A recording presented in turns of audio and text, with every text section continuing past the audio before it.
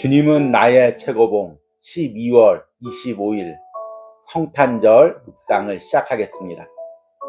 오늘의 제목은 주님의 탄생과 우리의 거듭남입니다.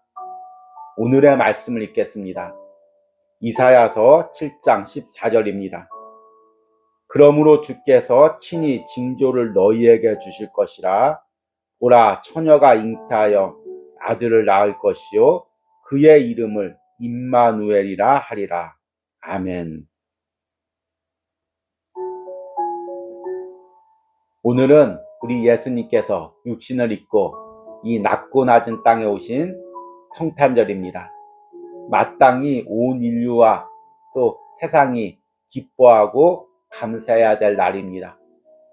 그럼에도 불구하고 시대가 흐르면서 점점 이 성탄의 의미가 퇴색해져 가는 것 같아서 안타깝습니다. 우리가 왜 성탄을 기뻐해야 될까요? 예수님이 오신 그 자체보다 더 나아가서 예수님께서 우리 죄를 위해서 십자가에서 죽으시기 위해 오셨기 때문입니다. 그래서 예수님께서 우리를 죄에서 구원해 주시고 천국 백성 만들어 주시는 그 의미가 빠진다면 성탄의 본질적인 의미가 퇴색되게 되는 것입니다. 세상 사람들이 무엇을 인해서 이 성탄절을 기뻐하든 우리들만이라도 오늘 예배를 통해서 나의 죄를 위해서 이 땅에 오신 예수님을 바라보고 우리 예수님으로 인해 기뻐하는 성탄 예배를 드리시기 바랍니다. 오늘 읽은 이사야서 7장 14절 말씀에서도 이렇게 이야기합니다. 보라, 처녀가 잉태하여 아들을 낳을 것이요 그의 이름을 임마누엘이라 하리라. 아멘. 임마누엘은 하나님이 우리와 함께 하신다는 의미입니다. 그래서 이 땅에 오신 예수님은 인간 선지자가 아니라 하나님 본체시며 하나님의 아들이심을 이야기하는 것입니다. 그리고 하나님이 이 땅에 오시기 위해서 하나님 스스로 만든 조건이 있습니다. 바로 처녀가 잉태하는 것입니다. 다른 말로 하면 동정녀 탄생입니다. 아담과 하와의 타락 이후 아담과 하와의 자손들은 모두 죄에 오염되어 있습니다. 그 죄를 물려받았습니다. 그러나 하나님의 아들은 죄 없는 몸으로 오시기 위해서 동정녀 마리아의 몸을 통해서 성령으로 잉태되어 오신 것입니다. 아담과 하와의 죄성을 물려받지 않고 죄 없는 몸으로 오신 것입니다. 그래야만 십자가에서 우리의 죄를 대신 감당할 수가 있기 때문입니다. 현대 신학자들이나 또 현대 교회에서는 이 동정녀 탄생이 비과학적이라고 해서 신화나 하나의 전설로 치부해버립니다. 그러면 복음의 의미가 퇴색되고, 만약에 예수님께서 죄된 인간의 몸으로 오셨다면 그 십자가에서 흘린 피가 우리를 구원해 줄 수도 없는 것입니다.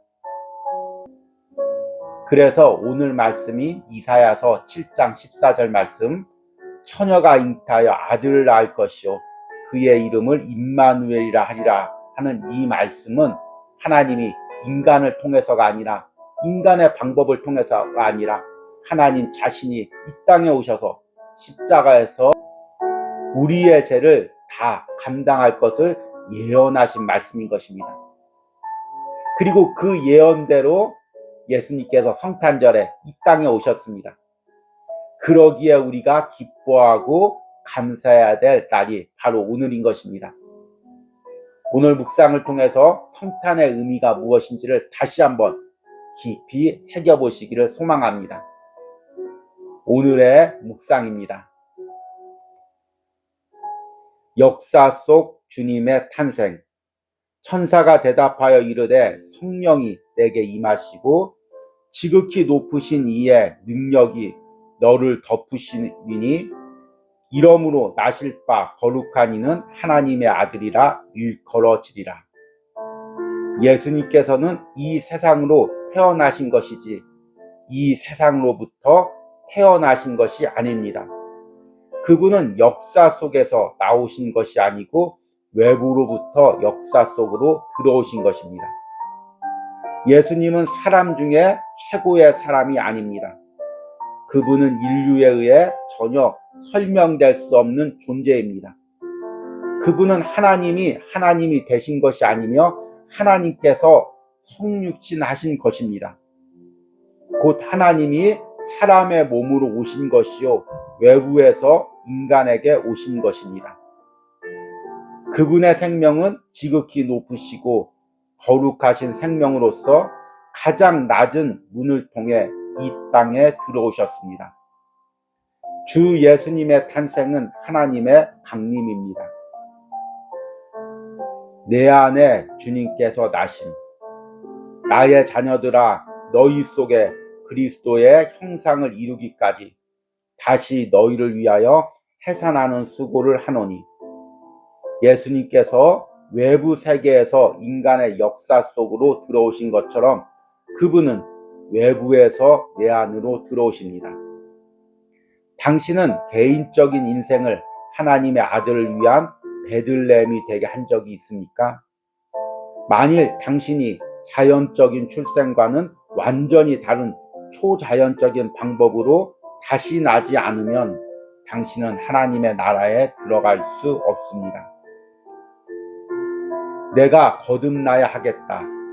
지금 이 말씀은 어떤 명령이 아니라 가장 근본적인 진리를 선포하신 것입니다.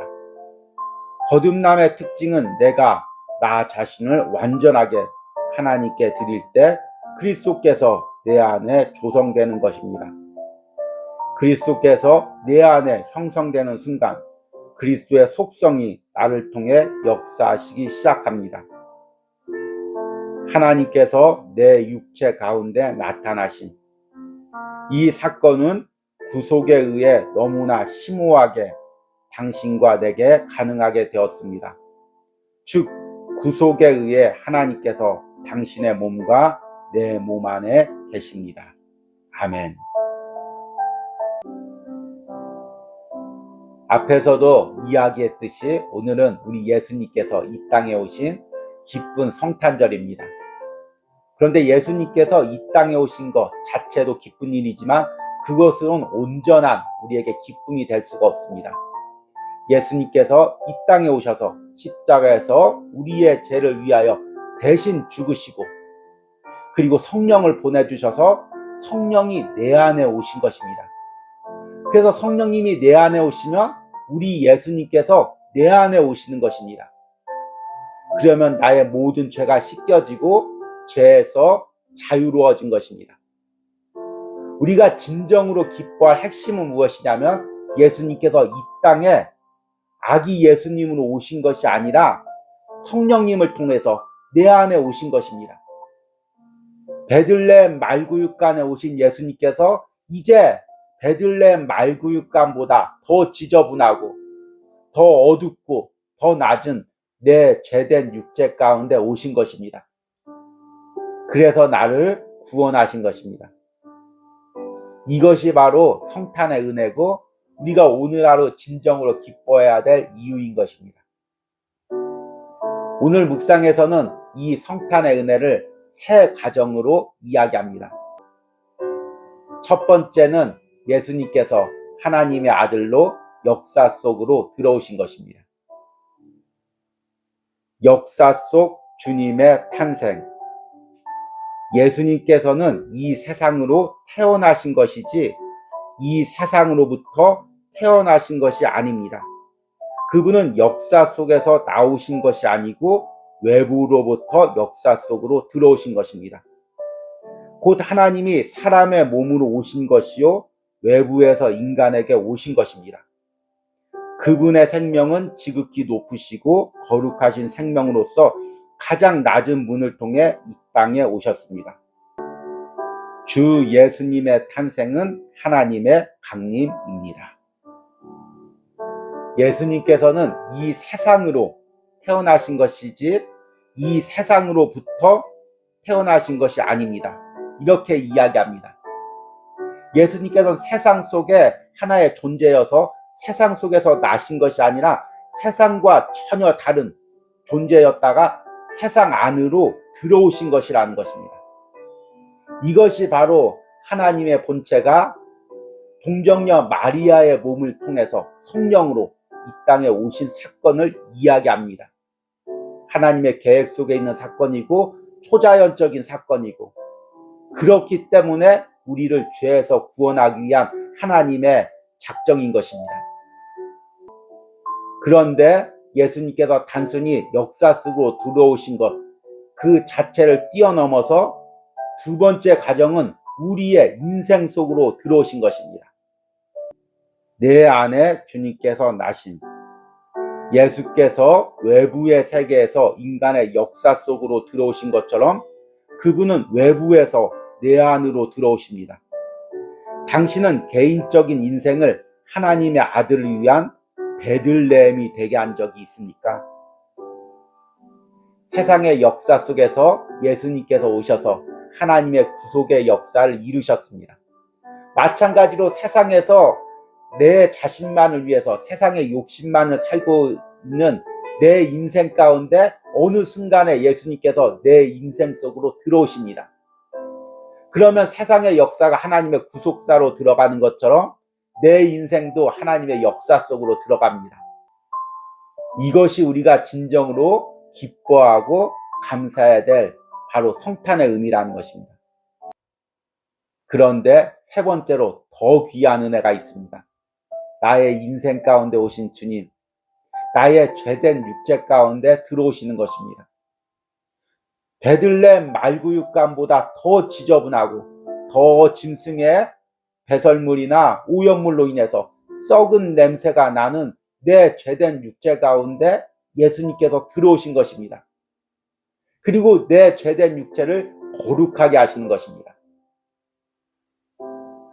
하나님께서 내 육체 가운데 나타나신 이 사건은 구속에 의해 너무나 심오하게 당신과 내게 가능하게 되었습니다. 즉 구속에 의해 하나님께서 당신의 몸과 내 몸 안에 계십니다. 아멘. 여러분, 성탄절이 되면 베들레헴 말구육간을 배경으로 아기 예수님이 말구 위에 누워 계시고 그 옆에 요셉과 마리아가 있고 동방박사가 있고 목자들이 모여서 예수님의 탄생을 축하하는 이미지를 떠올리게 됩니다. 그런데 그 더러운 냄새나는 낮은 말구육간이 왜 그렇게 은혜로운 장소가 되었을까요? 바로 예수님께서 그곳에 나셨기 때문입니다. 짐승의 오물로 인해서 더럽고 추한 낮은 그 베들레헴 말구육간에 하나님의 아들이 오시니까 그곳이 은혜의 장소가 되는 것입니다. 우리의 육체도 마찬가지입니다. 여기서 육체란 단순히 썩어질 우리 몸만을 의미하는 것이 아닙니다. 우리의 전 인격을 가리킵니다. 나의 영혼을 가리킵니다. 내 죄된 인격 가운데, 영혼 가운데 성령을 통해서 우리 주님이 오시면 베들레헴 말구육간보다 더 더럽고 죄로 인해 썩어지고 오염된 내 육신이 은혜의 장소로, 은혜의 육신으로, 은혜의 영혼으로 변화되는 것입니다. 우리가 기뻐하고 감사하고 또 꿈꿔야 될 것이 바로 이것입니다. 비록 나는 연약하고 나는 매 순간 죄로 인해 넘어지고 지금까지 살면서 죄에 오염되어 있지만 내 안에 예수님이 오심으로 내가 은혜롭고 거룩한 존재로 변화되는 것입니다. 단순히 오늘 하루뿐만 아니라 앞으로 내 인생에 살아갈 때 예수님이 내 안에 오셔서 내 인생이 베들레헴 말구육간이 되는 것입니다. 예수님이 오셔서 변화시키는 베들레헴 말구육간 같은 축복이 여러분의 영혼 가운데, 인생 가운데 있기를 진심으로 축복합니다. 오늘의 적용 질문입니다. 내 육신과 인격의 베들레헴 말구육간 같은 연약한 모습은 무엇입니까? 그리고 내 육체와 삶에 예수님이 오심으로 내가 꿈꾸어야 할 변화될 내 모습은 무엇입니까? 우리 기도하겠습니다. 보라, 처녀가 잉태하여 아들을 낳을 것이요 그의 이름을 임마누엘이라 하리라. 아멘. 주님, 오늘은 주님께서 낮고 낮은 이 땅 베들레헴 말구육간에 나신 날입니다. 주님이 오심으로 그 낮고 냄새나는 말구육간이 은혜의 장소로 바뀌었습니다. 주님, 내 인생도 주님이 오심으로 그렇게 바뀌게 하여 주시옵소서. 1년 동안 주님은 나의 최고봉을 묵상한 모든 10년 가운데 주님이 오셔서 그들의 영혼이, 그들의 인생이 은혜의 장소로 바뀌게 하여 주시옵소서.